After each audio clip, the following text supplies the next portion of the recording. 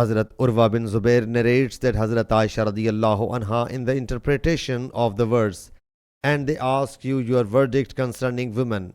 Say them, Allah gives verdict to you concerning them and that which is recited to you in the Quran. Concerning the orphan girls whom you give not what is prescribed for them, and turn your faces from marrying them, and concerning the weak children, and concerning this that you maintain justice towards orphans, and whatever good you do, then Allah is aware of it. Said, it is about that orphan girl who is in the custody of a person who is his co-sharer in his property, but he does not wish to marry her and dislikes it to marry her to the others as well, lest the other will also be entitled to the property. So he detained her, whereupon Allah Jalla Jalaluhu forbade them to do that.